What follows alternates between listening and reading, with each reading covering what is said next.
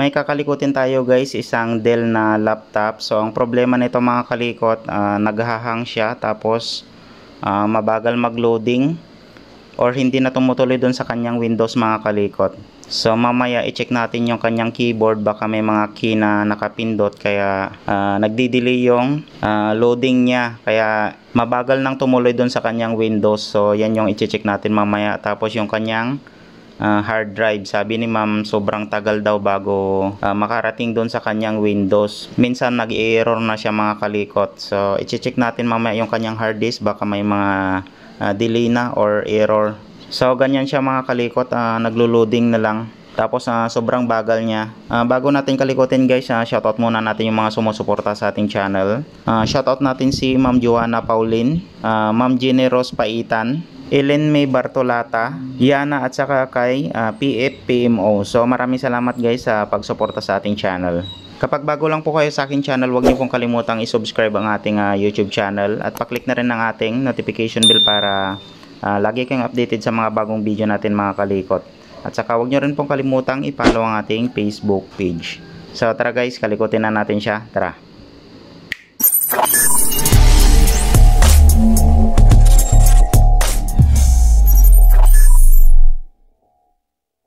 Unang gagawin natin mga kalikot, sabi rin kasi ng may-ari kung pwedeng i-reformat natin siya, pero ang problema lang mga kalikot, may mga files siya dun sa isang drive niya. Bali naka-partition kasi yung kanyang hard drive, kaya try muna natin na i-reformat mga kalikot. So pumasok tayo sa kanyang boot menu. So try natin. Kung mabagal siya, so ibig sabihin may problema nga itong kanyang hard drive. Siguro may delay na siya. So try muna natin i-reformat mga kalikot. Tapos check na rin natin kung mabagal pa rin siya mag-loading. Ayan, medyo okay naman. Hindi naman siya mabagal, parang normal lang din kapag nagre-reformat tayo.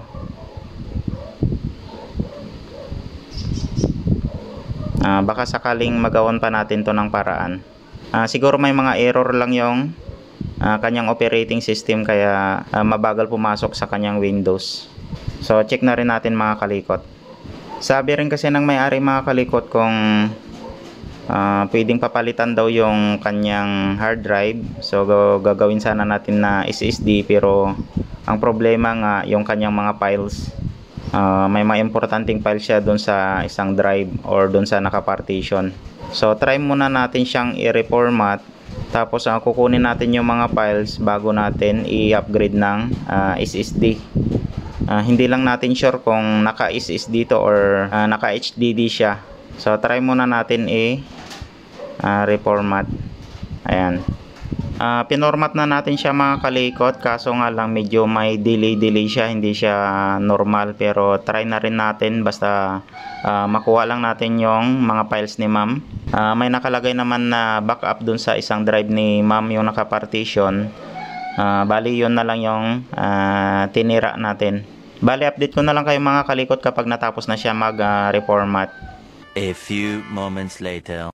Natapos na natin na format mga kalikot, kaso nga lang masyadong mabagal siya at saka masyadong matagal yung pagka-format niya. So mukhang may problema na yung health ng kanyang hard drive. So at least pwede na natin mabuksan itong mga files ni ma'am. So isave na lang natin sa ating external hard drive, kasi balak ni ma'am na i-upgrade ng SSD itong kanyang hard drive. Pero check na rin natin mamaya kung okay pa itong kanyang hard drive. Nung pinormat kasi natin mga kalikot, sobrang tagal. Pero check natin kung i-off natin siya or i-shutdown natin, tapos i-power on ulit natin kung mabilis siya mag-boot dun sa kanyang operating system or sa kanyang Windows. Yan, try natin.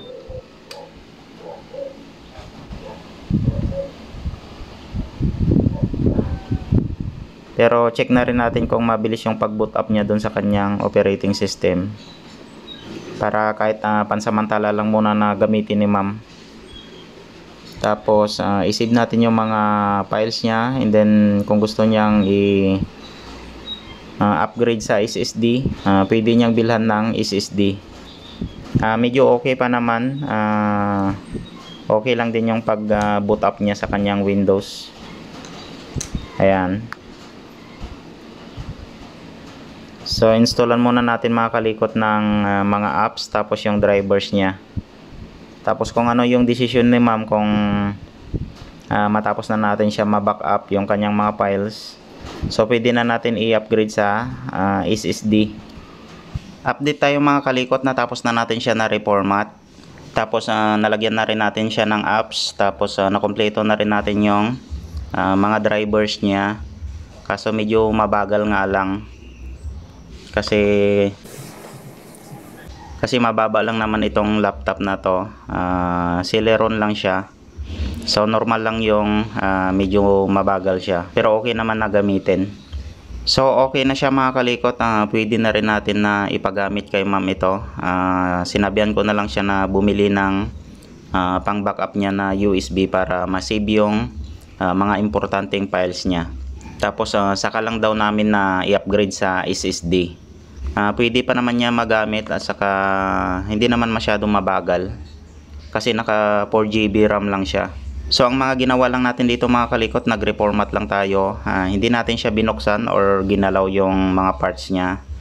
Ang ginawa lang natin una mga kalikot, nag-reformat lang tayo. Tapos naglagay lang tayo ng mga apps tapos yung drivers niya. So yun lang muna yung ginawa natin mga kalikot. Tapos bahala na si ma'am kung gusto niyang ipa-upgrade ng SSD itong kanyang, or papalitan namin yung kanyang hard drive. So ganun lang mga kalikot kapag nagre-repair tayo ng laptop.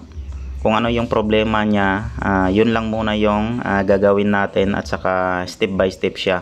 So kailangan makausap rin natin yung may-ari kung ano yung magandang dapat yung gawin bago tayo mag-backlash ng kung ano yung mga parts niya. Kung baga yung solusyon lang muna yung gagawin natin bago tayo mag-backlash ng mga parts niya. Wag tayo yung backlash ng backlash na hindi natin nakakausap yung may-ari. Baka mamaya madali pa natin itong unit niya. So kung ano yung napag-usapan nyo at saka yung dapat na gawin, so ganun lang yung unang step natin bago tayo mag-proceed dun sa kung ano yung sira niya talaga. So ito guys, nagdadaw tayo dun sa hard drive niya kasi medyo may delay na siya. Kasi ang problema lang ni ma'am, kailangan ma-backup daw yung mga files niya. So na-backup naman natin yung mga files niya. Ayan yung mga files niya mga kalikot. Kasi yun yung importante kay ma'am, yung files niya. So nagawan natin siya ng paraan. So habang ginagamit niya, isi-save niya na lang yung mga files niya na importante.